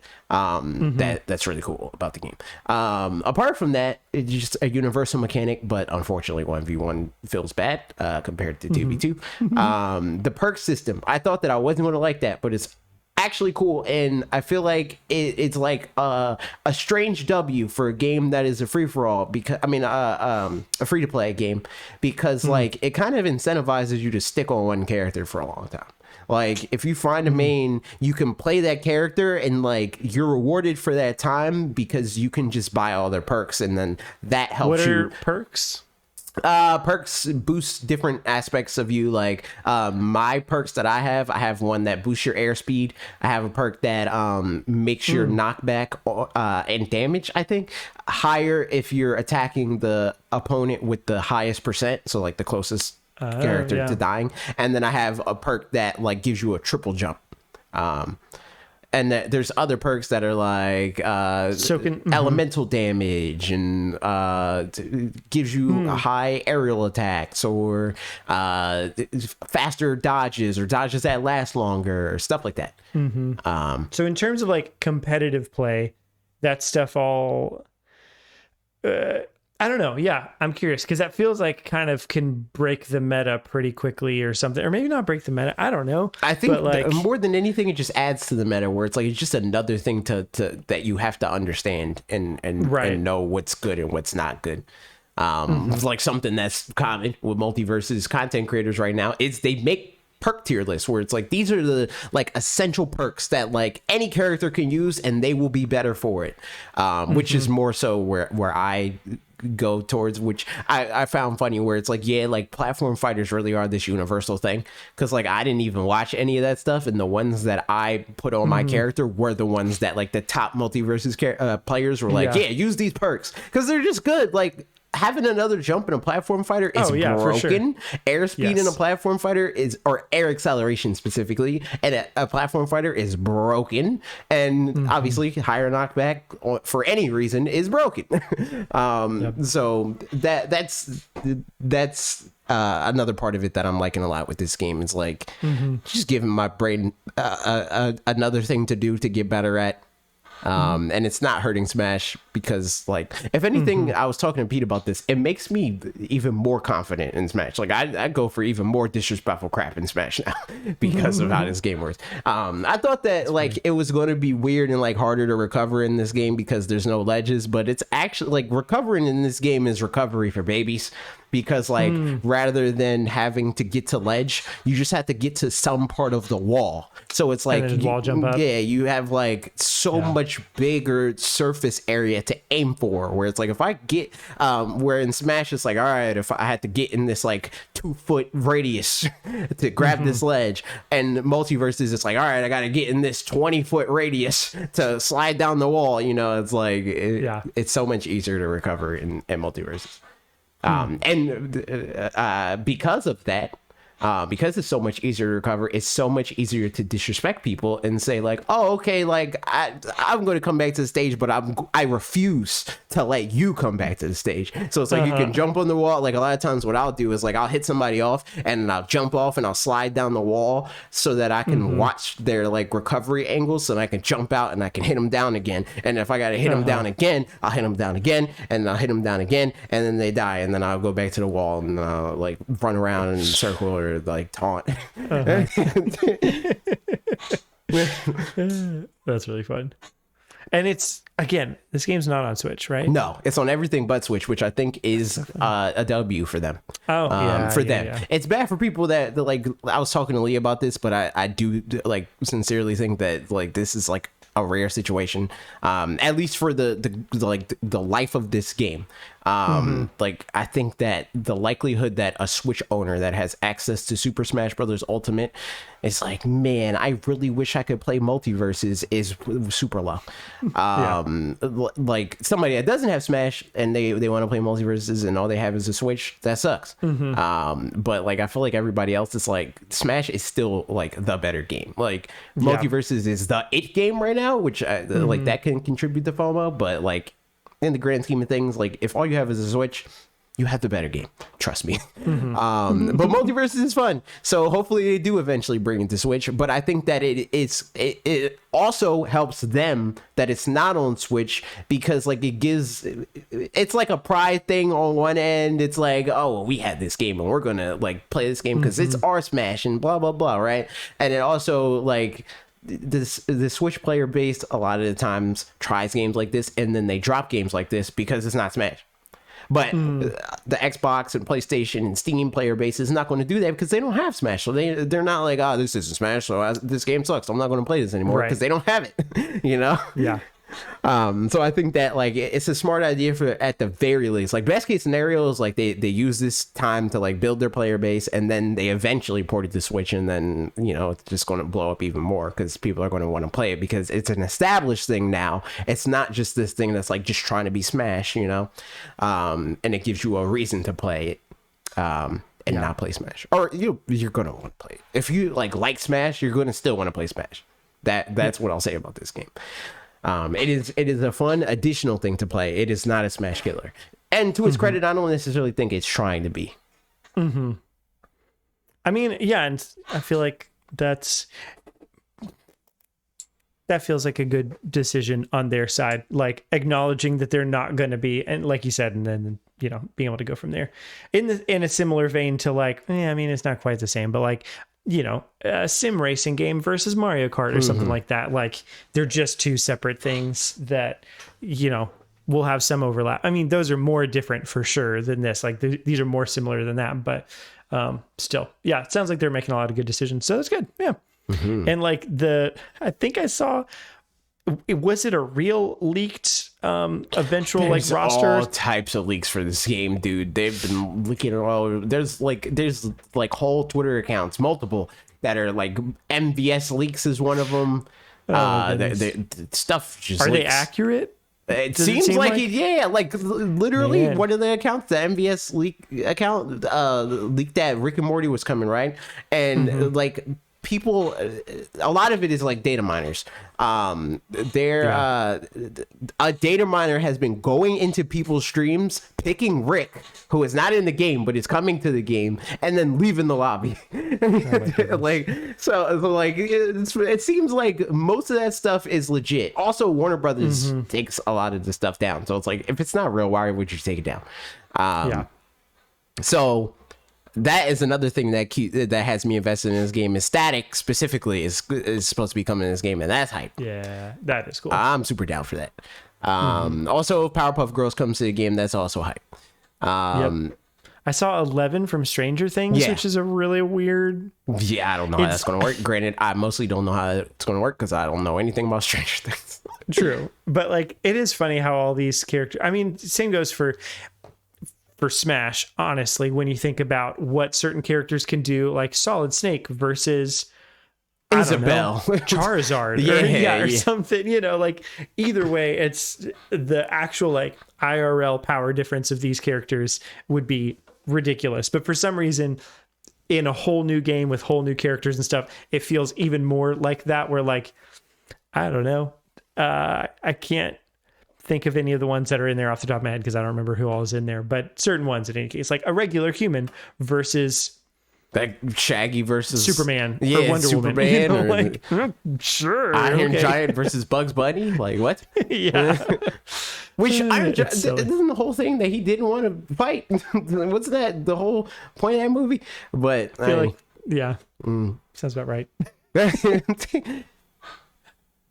Yeah, well, it's fun. I'm glad that's going well, and Smash going well and stuff as well. Yeah, man. The local is not good. I need to get better with Min. My Min is not good, but it will be eventually, and I'll be farming them. But my Pokemon trainer is still crack.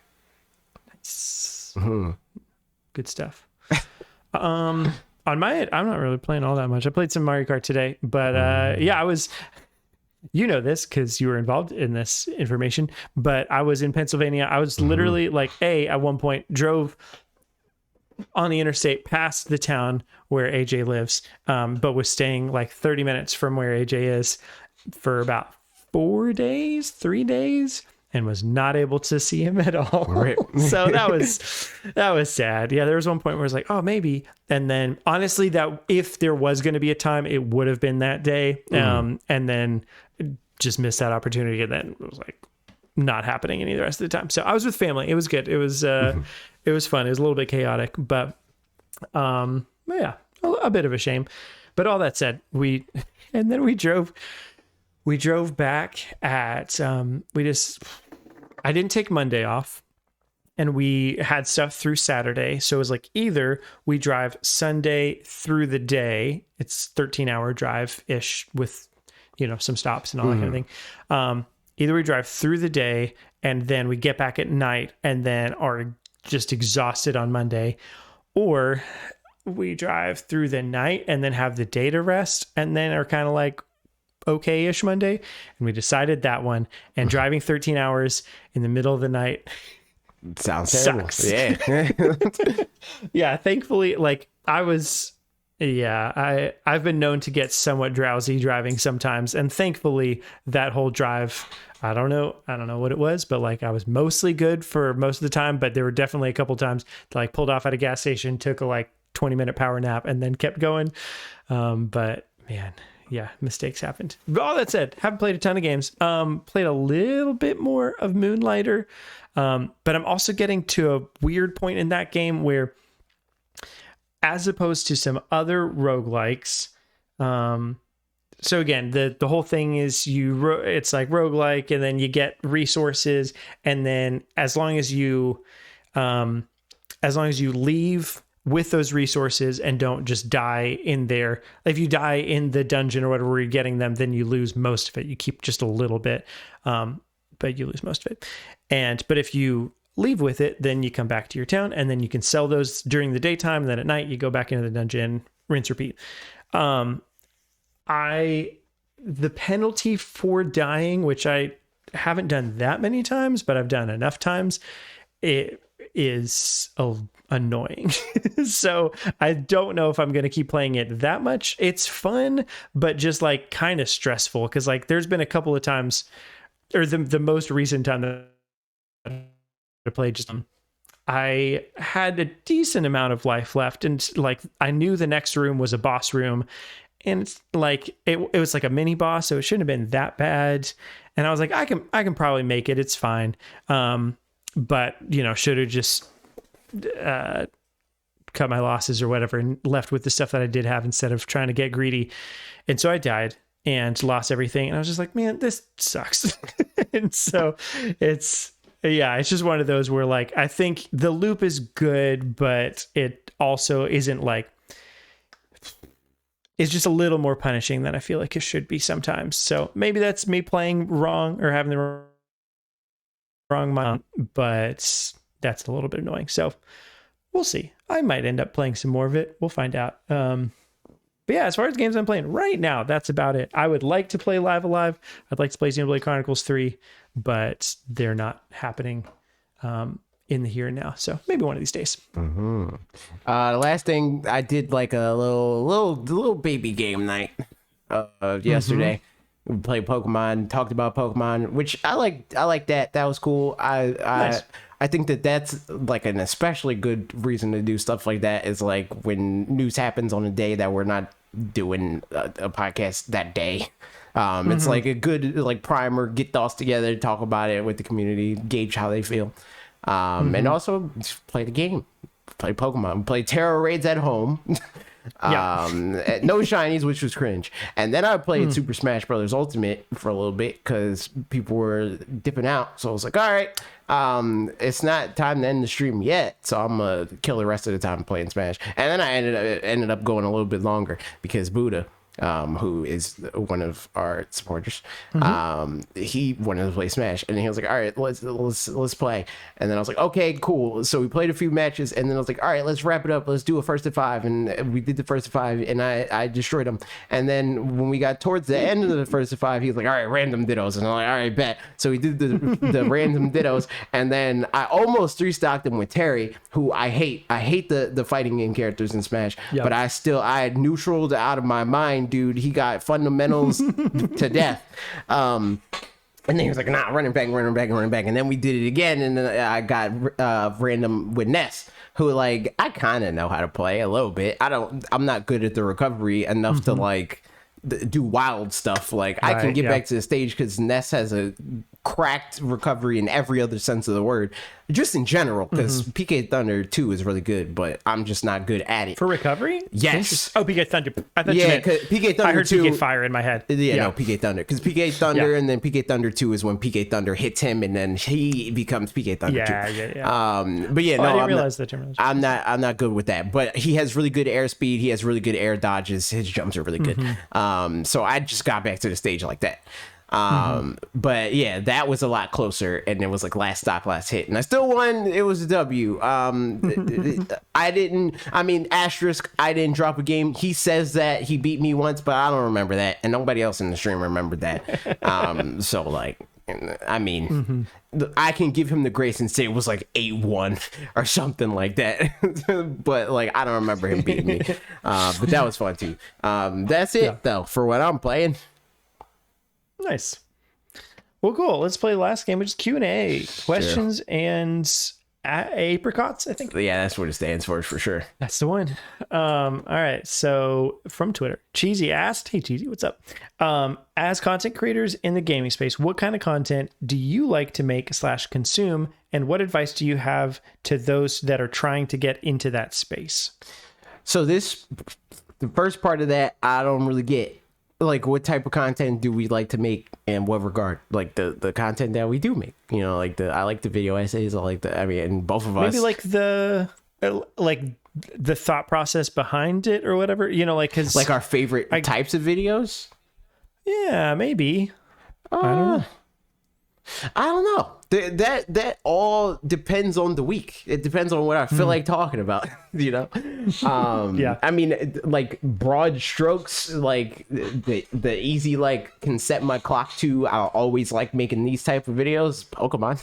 Like Pokemon is the easiest answer there.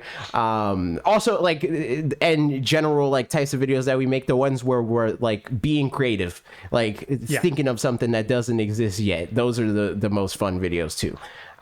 Rather than just like, I'm going to distill the news that you have in some way or recontextualize the news that we have in some way. Here's this thing that you didn't even think about. And it's fun to discuss and share opinions on. What about you? I would I'd agree with that for sure. I think, especially it was fine doing newsy kinds of things, but definitely less fun in that it's, I don't know, more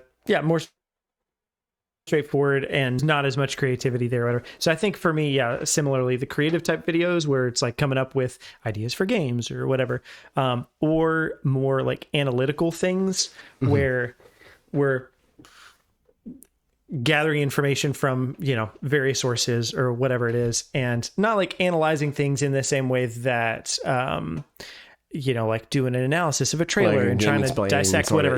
Like not that kind of thing, but more the Game Maker's Toolkit sort of a thing, which granted, haven't made that many of that kind of videos, but like the videos that I'm excited to make, that the reason that some of them haven't been made yet is because they're going to take a while. is that kind of thing where it's like this kind of concept and how that applies to a lot of things. And those are honestly the kinds of videos I really like to watch as well. Is here's something you already know, and here's like why you like that thing, or like some recontextualization of that thing that you already know, give a method that to now the madness. Like makes sense in a different way. Exactly. And that's why, like, to this day, honestly, I was thinking today about like, we should just make a video on this, like, except I don't know that it would work particularly well, but like people are still making videos about Breath of the Wild, of like findings in that game, or like 20 things you still didn't know about, whatever. And like, that's insane that there's still things in that. But it's just fun to like have new contextualization of something that already exists. It feels kind of like, you know, more like the real world, where like there's always things to be learned about the way that the world works. And like, it's a video game, so there's not that many things in there, but there's more things than are in most other video games, I guess. Right. Because otherwise, so it's just interesting. But so that's the first part of the question. As far as the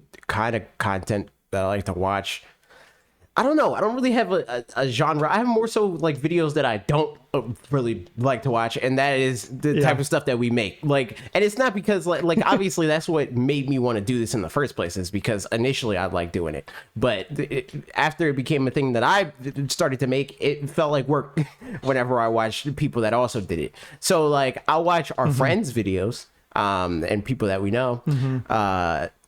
In that way, but other than that, like the exception, and even like to be fully transparent, like even some of our friends' videos, like I'll watch like the event stuff, like the like freaking like when Bob puts some new movie on a new handheld, something, I'll watch that, you know.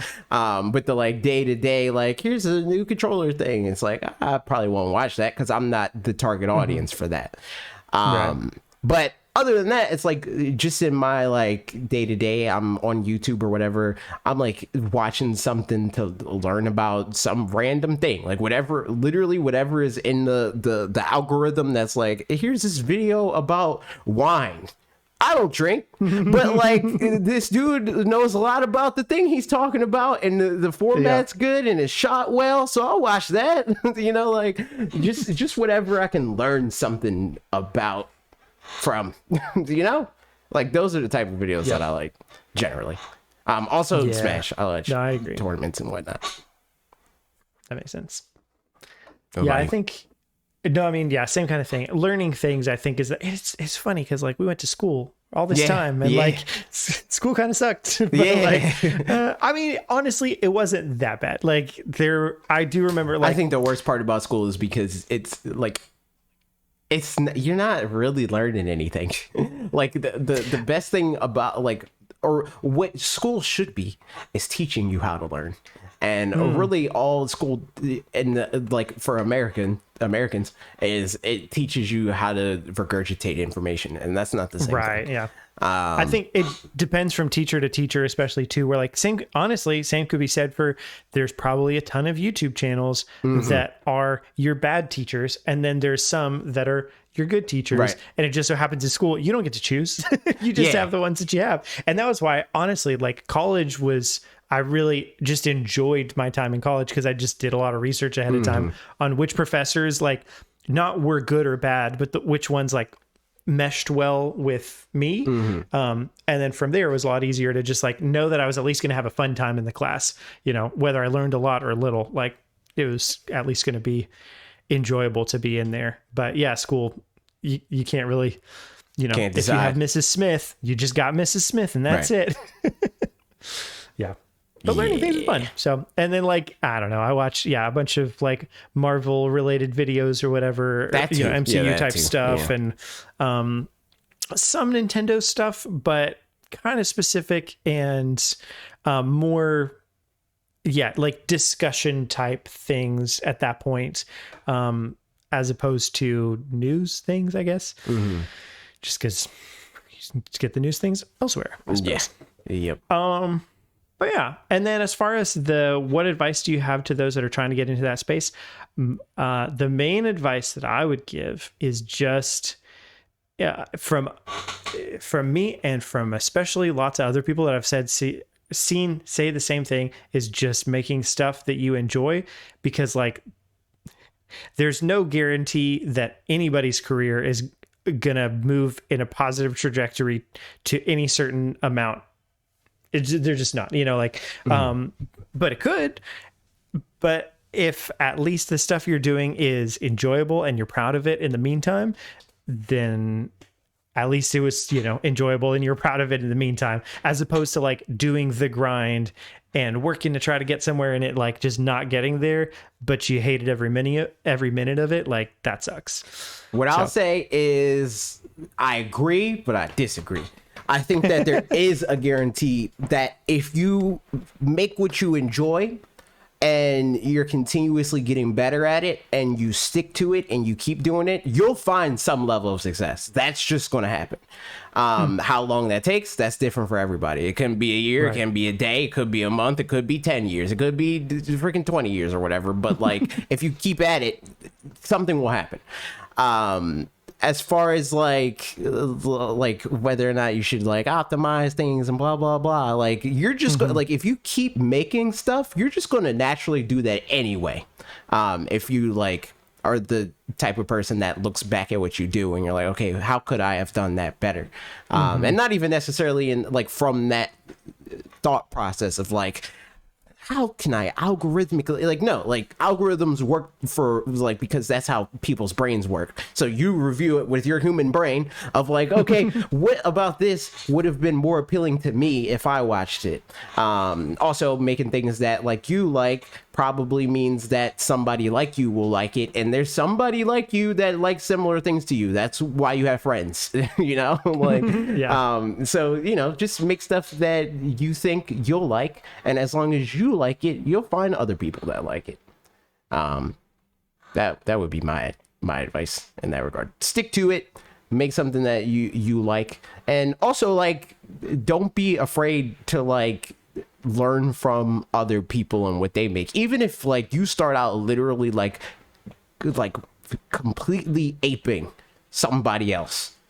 If you keep doing that, it will get to a point where you can't help but to make your own individualized version of that thing because you're you know. So like there's a lot of creators that you'll see like when they first started, they sounded exactly like insert big creator at that time here, you know, like the creators that started out and they're like glorified PewDiePie impressionists or whatever, right? And some of them are bigger in terms of like weekly viewership and stuff like that at this point, right? Because they found like what their spin on it is and what works for them in that regard. So yeah, just make what you like, be willing to grow and improve on what you make, and be consistent. And be aware that it doesn't even have to be a living for you. It doesn't have to be that, but like if that's what you want, you also got to be aware that you got to work at it until it is. Treat it like a job even when it's not until it is. Well said. So yeah, there's that. Discord questions. RP asked, favorite Mario Kart game excluding 8/Deluxe? 7. I feel like Mario Kart is another thing of like what I say about Smash Brothers, with the exception of I feel 4, where it just gets better. I know a lot of people have a sweet spot for Double Dash. I think mechanically Double Dash feels terrible. And the coolest thing about it is that it has the 2 cart situation, which that's neat, but mechanically it feels like you're like on ice, and that's kind of nasty. I think I'm gonna go the opposite route of 100%.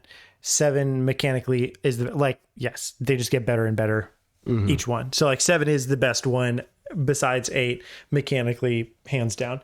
But I'm probably gonna go Double Dash just for the nostalgia. That was just the first one that I played a whole lot of, and I think I still do like the levels, like by themselves.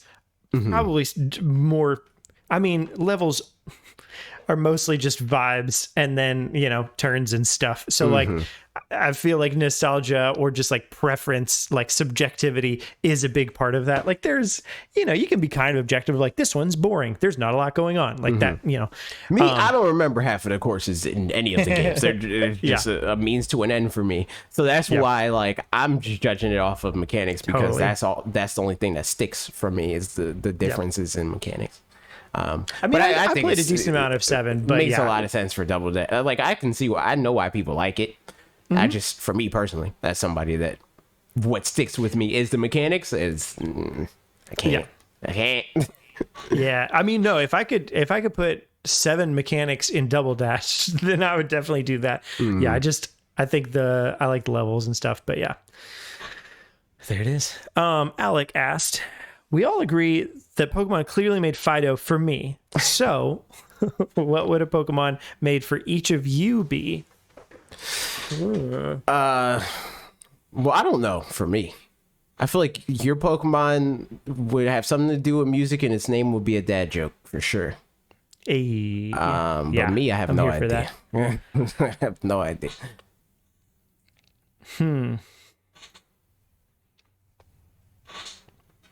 I feel like they would just delete Charizard from existence and then make make him Charizard again? and then be like, oh, look at Charizard. There you go. I think you're right though. Yeah, mine would definitely. And I'm just gonna say mine would be water type. I don't know how. Maybe water steel probably. So that it could metal music. But then yeah, jokes. Yep, there it is. Trev said, what's your most memorable instance of Pokemon's multiple medium changing your perspective on a Pokemon / character? Personally, Sceptile. Keep going. Yeah, so he says, personally, I hated Leon in the games, but find him much more tolerable in the Journeys anime. Sceptile. So I thought in the Pokemon Sapphire when I first got him, he was hideous, and I hated everything about him because his like back sprite looks dumb, and he has the freaking bulb things. And it's like this Pokemon looks dumb. This is stupid. But then I saw him in the anime. I was like, nah, he's kind of sick. Yeah. Sceptile is cool. That's the extent of it. That's the only thing that comes to mind, honestly, is Sceptile. Man, off the top of my head, I can't think of anything. I feel like there definitely is something, and it would probably be Gen 1 something or other. But for some reason, Donphan comes to mind, but I just like Donphan the whole time. So I just thought he was particularly cool in the anime, like in the opening where he's spinning and stuff, like doing rollout. Plus, Donphan was in the anime before the game, technically. That's true. He was in Pokemon the movie. He sure was. Which is nuts. Like, why did they pick Donphan? I mean, Donphan's cool. Because he's cool. Honestly, it reminds me also at the same time of those Star Wars droids that are the balls that and then from the the ones with the shield. Yes. Yeah, that's just Donphan in Star Wars form. Yeah, I don't know. I mean, honestly, I think to answer the question, it's not a Pokemon, it's a character. I feel like that's what he said. Brock. I mean, so it's Pokemon or character. I'm choosing the character one. I think Brock. In the games, he's like super serious guy and stuff. And then in the show, especially as an adult watching again, he's terrible. He's the worst. And so that I think Brock probably. There it is. All right, and then last from TC Clockwork. So this is long, so I'm just going to do all of it, and then we'll come back. So when AJ was on Wolfden, he said some stuff to the general effect that he thinks Pokemon should move away from turn-based, and that other turn-based RPGs already might be like Dragon Quest, which I don't think they've explicitly confirmed, to be fair, just that they're more willing to experiment. As someone who loves turn-based games and loves the low-pressure timing but compelling strategy they offer, this did not resonate with me at all. What do you all think are the strengths and shortcomings of turn-based RPGs, and do you think there's room for them to coexist beside modern action games? Why or why not? I feel like the elements that most people say they enjoy about turn-based RPGs are more conducive to action games than the inverse. Like, what's fun about an action game is not possible in a turn-based RPG. Also, I feel like action games they have a longer shelf life in the sense that it's harder to feel like like it's solved. And when I say solved, I mean like solved in the sense that like tic-tac-toe is a solved game. Like there's always a right answer to where to go next, right? If you know what that right answer is. Whereas like something like chess is not. You know what I mean? That's the main thing of it for me. Where it's like, I understand that people feel like the slower pace and stuff like that can be better for them and stuff like that. But I feel like that for a lot of people is less approachable for a lot of other reasons. Like, action games could feel like less approachable if they're not done well. That is, because it's like a steep learning curve, and like you got to be at like a certain skill level and stuff like that. But I feel like it's a lot easier to make a action game approachable and slow and methodical than it is to make an RPG, a turn-based RPG, more frenetic and mechanically interesting. If that makes sense. No, I mean, I think that makes sense. Oh, sorry, go ahead. No, you can go. I think so. Yeah, definitely separating out Pokemon from just like Pokemon aside, just thinking turn-based RPGs versus lack thereof or whatever. I think there still is something to be said for like, there's sometimes that if I'm like, I don't know, playing a game and watching something and just like have something on in the background or whatever, that it having absolutely no time pressure at all in the thing and like no focus that has to be given or whatever, or with games like Triangle Strategy, perhaps, where you like really, especially at the beginning, before you figured out kind of your regular tactics, you want to consider all of the options and have the perfect play or whatever. I think it is nice to not have timing be an element of that. For me at least. But I think that it is, to your like chess versus tic-tac-toe thing, I think it's important that there's enough depth that like there, you know, chess is, but disregarding the like official taking turns in a certain amount of time or anything like that. Technically, it's a game outside of that you could take as long as you want to consider every single move, just not competitively. And that's something that some, you know, people could want. But there's so much variety, like so many variables all at play all at the same time, that it still is engaging and fun, even considering that, you know, you can't solve for everything at the same time. So I think all that said, what I'll say to that is, again, like I was saying, where it's easier for like action games to like acquiesce to what people like. You don't have to always engage. Like, people can't. Like, you can buy all the time you need in an action-based game if you want to, you know? Whereas, again, like, turn-based games are not conducive to acquiescing to what people like about action games. Because, like, you can take... I guess time. I don't know that... Yeah. You could take time in a game like Smash. The only thing that's stopping people from taking all the time that they want in Smash Brothers is because people have literally done 2-hour-long sets because they are taking their time.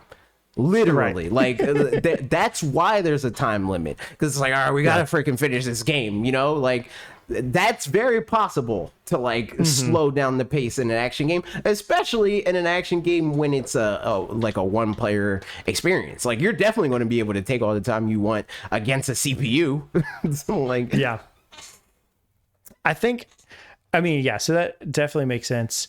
The nice thing with games is that it doesn't really have to be, you know, one or the other, outside of specific franchises and specific, you know, whatever. Like for Dragon Quest, they're deciding this next game is going to be this, that, or the other. And that's that's what it's going to be. But it is nice that like, because I would say, all that being the case, you know, it feels sort of like in Majora's Mask, where it's like, you know, technically there is a countdown, but you can do this to basically make it to where there's no countdown. And it's like, yeah, but there's still kind of a countdown. And for my brain, that sucks. Not like, it stresses me out.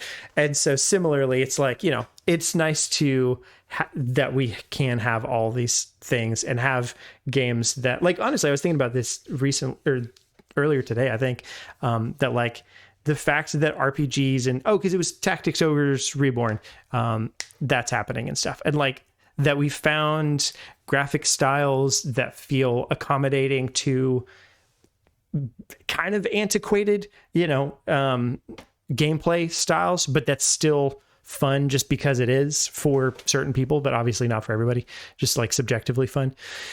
And that's even another part of it, where it's like, I didn't really get it. We didn't talk about this because me and Bob are both on the same page with it. And I feel most like the gaming space as a whole I feel like it's more common for people to prefer a more action based game than a turn based game. Like, it's definitely the niche fan base wants the turn based. Pokemon's not a niche game, you know? Yeah, right. Exactly. But the benefit for the people that do prefer turn-based games is you got 20 years of turn-based Pokemon games. You got Pokemon Showdown. They could very easily make a battle simulator that still uses these mechanics. Whereas somebody that will prefer a more frenetic experience that is not this slow all the time. Like, in the sense that, like, it funnels you into being slow, which is not good. Can't have that experience. Like, I would always prefer, even in situations where, like, whenever people bring up the possibility of like a 3D Smash Brothers game, I can't think of how that would be good. Like, that to me seems like, because every 3D arena fighter I've ever seen is worse for it. Like, it's not as tightly designed as what Smash is currently. But I would much rather have the new experience than to continue to have the old experience but prettier, you know? Like, I just think that is better for everybody, because even if it doesn't work, they could always go backwards, but we can't always have the new thing, you know? Exactly. Because having specifically taken Pokemon to the side for that part of what I was saying, if we bring it back in, I feel like at this point, just try some new stuff. It can't hurt, you know? Like, I mean, because then worst case scenario, you try something new, most people hate it, then the next game is just a huge win where you're like, and we brought it back, you know, whatever. Like, it's Mario Party Superstars and whatever. Exactly. And that's not ideal, but like, it's possible, you know, and it's not hurting stuff in the long term and in the same kind of way. So, and I mean, I'd push back against that. I think it is ideal, because like, nobody, like, the consensus is not, again, it's probably, they can like, for this person, they probably are happy with Pokemon and how it is, but the consensus is definitely not that Pokemon is where it should be. So the ideal thing is to try stuff, and like, obviously I want whatever they try to land and it be good, but like, I would rather them try something, it not work, and them go back to the drawing board, than to continue to do the same old stuff that people are not agreeing that they're happy about, you know? And I think that would be the most agreeable in the grand scheme of things for the bulk of the people that will play this game. I don't mean the people that like have always loved Pokemon for being a turn-based RPG, because I feel like they're the extreme minority. Like, very big the minority, because again, like we always talk about, like, Pokemon's fan base on one level is a revolving door. It's always kids. You really think that most kids are growing up playing Pokemon and they're like, oh, this is a turn-based game? I love that. This is nothing like Minecraft.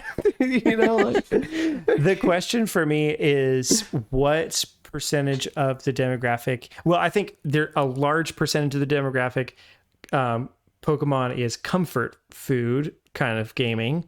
And for that, what amount of discomfort would, like, how that's what I'm saying. I don't change the battle system so that it's still comfortable, you know, is basically what I'm saying. What I'm saying is, I'm not sure that's even true. Like, if most of the fans are new fans, how could it be comfort food? You know? Right.